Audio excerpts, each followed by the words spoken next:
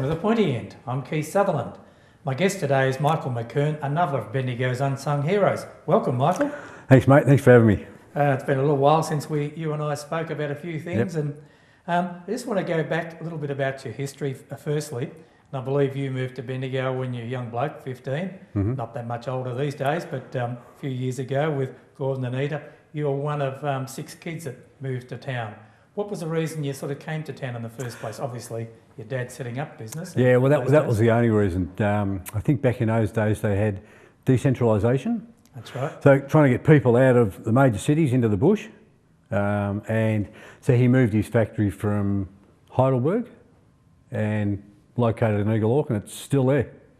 So and going from strength to strength. Yes. Come to that as well. Now, I understand you're a father of 8 kids. Correct. So you and Shelley, your wife, must be kept extremely busy. She is. She is. But you're on the fringe of it. So when you're educating, bringing up 8 kids, that's a full-time job in itself. So that's a massive load these days with the education, everything else that goes with it. Take them to sport, do all that, and you're very involved. Yeah, well, I make a real point of, Shelley runs them during the week, but I don't work weekends. Okay. So that's my time. Oh, well, their time. In a way, so yeah, it's good. You know, they're out and about, they're doing their sport, they're keeping healthy, and it's fun. Kids keep you young. There's no doubt about that. We'll talk about the healthy part of it as well. Yep. Now, the McKern family is synonymous with giving back to this community. Your dad's been involved, obviously your mum was involved in lots of things as well. But your dad, many organisations, to name a few, the Art Gallery is still involved with that. Aspire, was a commissioner, Sandhurst trustees, and on the list goes. Now, you've sort of carried on that tradition because your dad's still out there doing it, and I think he's about 80 years old, or 80 years young. He has slowed down a little bit, but he's still doing lots and lots of things, and I don't know how many meetings I go to that Gordon's at, and it's just an amazing thing. But what's in the makeup of the McKern family that you decided and your dad did and you're following that same tradition? It's sort of a tough question. I'm not sure if it's actually built into you because you're one of them as well, Keith, obviously. But Bendigo's got that great tradition, I think, of there's lots of people around who are doing the same sort of stuff, you know, and giving. But I think my philosophy's always been around, I think the more you give, it comes back running at you tenfold. Yep. So whether that's through work, through our own personal foundation, or whether that's through the other little charity ones I'm sitting on or sporting ones, I've always found that if you attach a community to whatever you're doing, it repays you probably 100-fold, not 10-fold. Yep. So it's really rewarding. Obviously, it gets you away from work a little bit. So you know, you teach the kids that, and some of the kids are on my foundation, and they work for me, and all that sort of things. And you'll just find, you get people, you walk down the street and people say, oh, you know, you gave some money to something, and you don't even know who they are. That's a payback. That's awesome. You know what I mean? And it's great for community because there are a lot of people that do give back, but it makes the whole society a better place to live. It does, yeah. There's a spin-off. I'll just run through some of the things that you're involved in, and then we'll come back to them.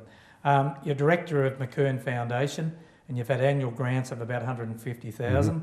Now, including the Fresh Fruit and Primary Schools program, and that's gone to about 10,000 kids. I want you to cover some of these things. There's several. And you're chairman of Empowering Eaglehawk. In the past 8 years, you've been chairman, and you've been involved with a return of about 700,000 now. 750, I think we counted this morning. And treasurer of the Spirit, Bendigo Women's National Basketball Team. Come to the foundation firstly, the McKern Foundation. That's been going for a lot of years, and you ask every year for annual grants and hand them out to organisations. They have to make a submission to you, I take it on that one? Well, we changed it. Early days we did that. Right. And that was, you're involved with foundations, and what we found was that we ended up disappointing some people. So you do 6 monthly rounds, and we might get 20 applications, and you can't fund everything. So we sort of sit around a table and think, oh, someone's got to ring this person or this organisation and say, sorry, you missed out. Yep. So in the last 2 or 3 years, we've changed it now where we're actually more supporting 4 or 5 organisations, and we've said to them, we'll do that for, say, a 3-year period. We'll reassess, and then we might do another 4 or 5. So some of those are Scope, which is for less fortunate people. Yep. And there's a business relationship with that one as well. The director of Henley Homes, who's one of our customers. Right. He's a Victorian director of Scope, so he's the one who suggested that to me, that maybe we could get involved with the local organisation. Do the Bendigo Health Foundation. Kids Undercover, which is homeless kids. And we get pretty involved with Royal Children's Hospital. So it's more around probably the kids and the less fortunate sort of things we've attached our foundation a bit to this time. So and they'll get yearly grants. And on top of that, I was sick of reading all the time about these kids who go to school who don't get fed. This one blows me away. When you spoke to me one day about this. You'd sit there and you'd serious? How's this happening? You know what I mean? Because my kids get fed. Yep. You know what I mean? Or they don't have lunch, or they don't have something. So what we decided, this has been going on the 1st of May, is 12 months for this program. We decided we'd donate some fruit to a local primary school and just see if they'd accept it and whether that would work. And it was White Hills Primary School, where my CEO's kids go. 300 kids there. So. And a great school, I might say, because I was involved when we built that school 30 years ago. Okay. Yeah, so they were the first one. They were sort of the guinea pig in a way of sort of how it's going to work. So we've got partners involved there. We deliver so many kilos of fruit, depending on the size of the school. How do you source that? Do you go to different organisations? No, we use JL King. Okay. Yep. So they're a partner in that program. Right. So they give us a reduced cost. They're awesome. So they travel Victoria wide, JL King. So we've got to touch base with them because we do Eppalock and we do Morong and a few others. So that one school has now grown into 30 schools around town. I think the number was just over 10,113 kids.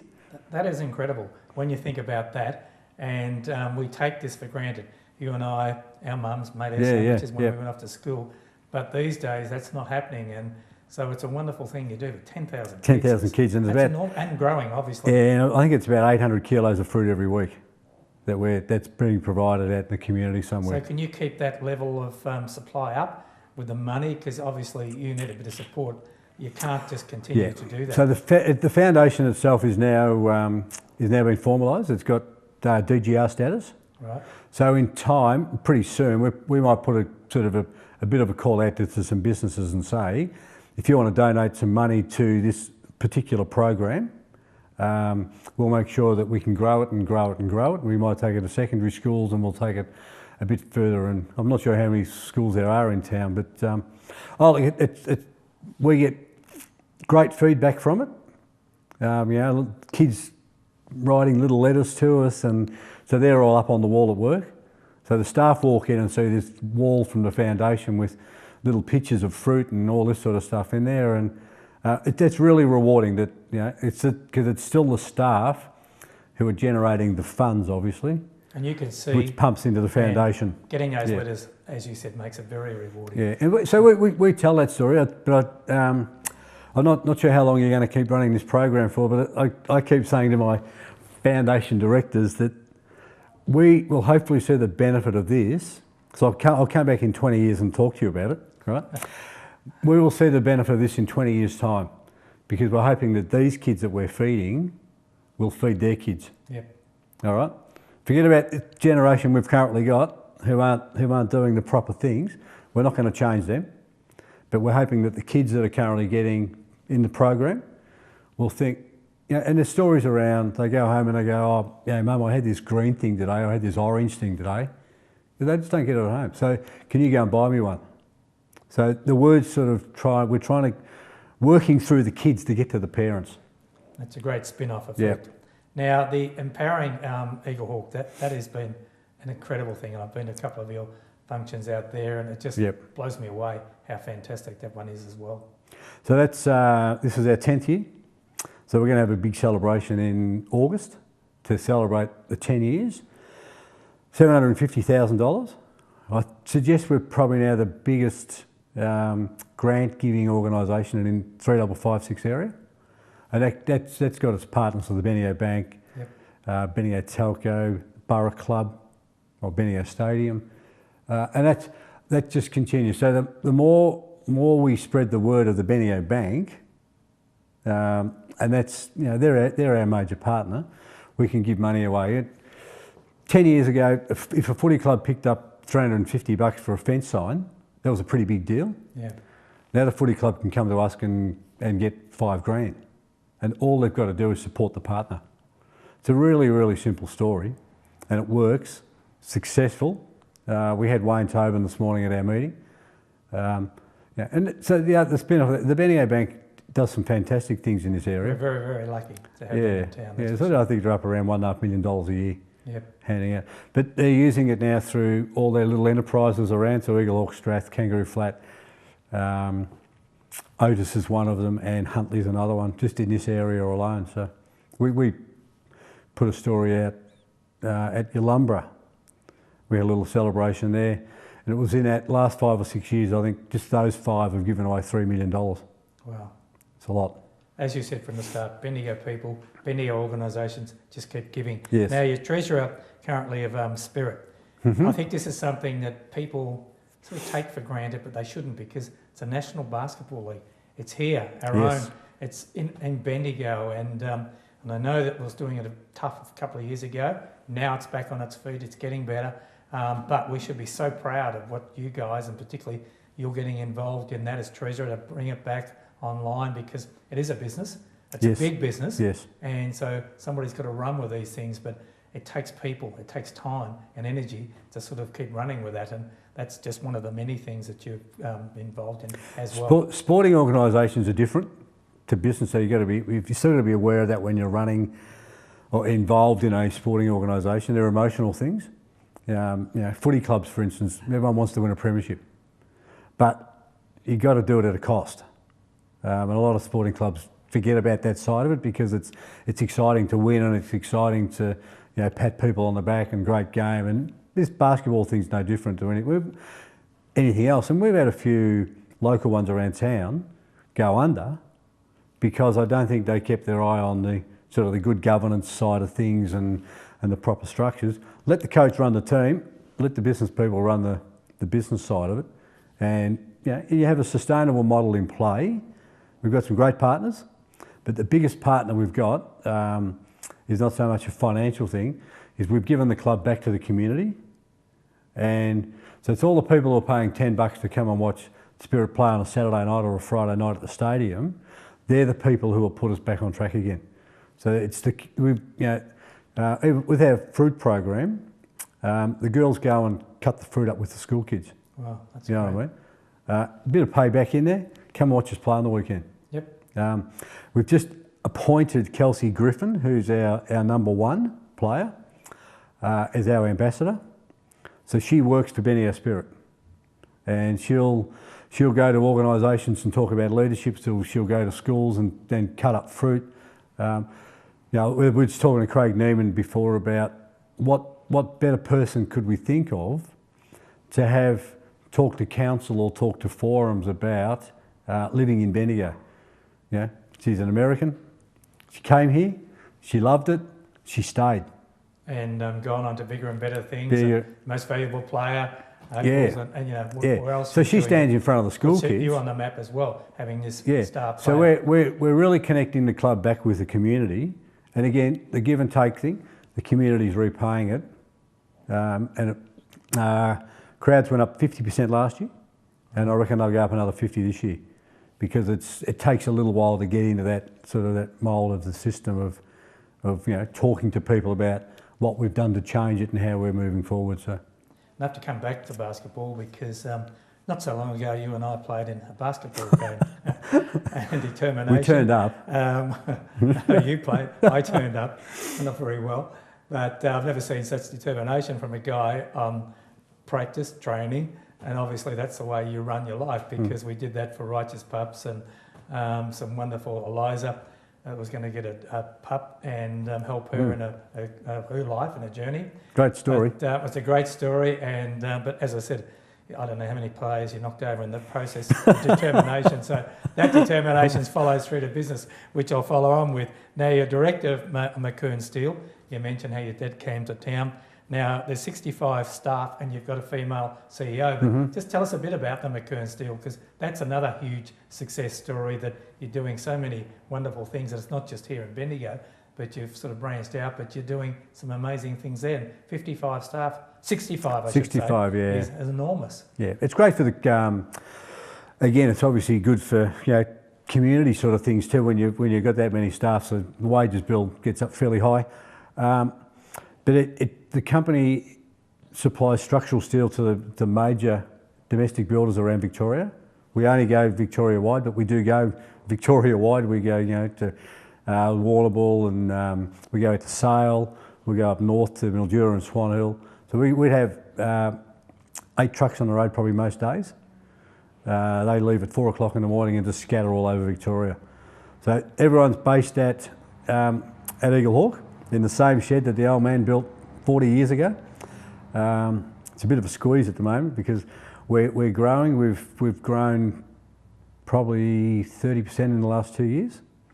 So yes, Amanda's in charge of that day-to-day operational side of things now, with a fully functional team underneath her, obviously. But it's big business. Yeah, it's we're the biggest steel supplier in regional Victoria. So yeah, it attaches itself to a lot of things. We've got some big customers. Most of our customers, because of where we're based, are Melbourne based, but they're big guys. They're building 1,500, 2,000 houses a year. Wow. Some of those guys are here now. The Metricons, Simmons, Porter Davis, they're here now, but they're predominantly based in Melbourne. So right. 90% of our work is Metro, but Metro Melbourne's now a big place. Is Melton, is Kilmore, is Geelong, So it's a big area. So if our customers set up in another area, we just follow in, and we go where they go. Finally, Michael, what's the future for Michael McKern? More of the same, give back. You must have terrific time management, because the organisations you're involved in, plus a business, plus director of this, that and the other, and treasurer. I've got a good PA. You must have a very good PA. Yeah. Know her well. Yes. And she does a mighty job, Kylie, and we love her dearly. But what's the future for you? Is it just keep on doing the same sort of things? Because there comes a time when you start to slow down, because, as you said, weekends your time for kids, which is terrific. During the week you're giving, but you're always the first to put his hand up with organisations, sponsorships, doing this, doing that. So what happens in the future? Is it time to sort of smell the roses a little bit for Michael McKern? No, I think it's probably more of the same. And if anything, it's not selfish, but the two businesses we try and keep separate, McKern Steel and the McKern Foundation. I want to try and embed myself more into the foundation side of things. But to do that, I've got to ensure that McKern Steel's operating. So I'm really big with any organisation, whether it's Bendigo Spirit, Empowering Eaglehawk, or work stuff. Good governance, regular meetings. So it's really clockwork sort of situations. So if I'm out and about, I know that the other side of things is all the other things are still going okay. And I think in the last 2 or 3 or 4 years, I've actually got better at doing structures and organising things. So while we're sitting here, something else is still running, which means we can play around with the McKern Foundation a bit more and grow that, and give back a bit more and keep doing what we're doing like that. So it's exciting. It's really exciting. It is exciting. Yeah. And as I sort of semi-retirement, you never retire because you get more involved in the community. But it's, as you said before, it is rewarding. Michael, thank you so much for appearing on The Pointy End today. Keep up the fantastic work. As I said, the McKern family is synonymous with giving in Bendigo, and you've continued that tradition and you're continuing to do it. So well done. We're indebted to you and your family for everything else you do around town. So thank you for appearing on the program today. Thanks, Keith. I look forward to the next game of basketball. No more. Finished. These won't cope with it anymore, unfortunately. Good on you. Thanks.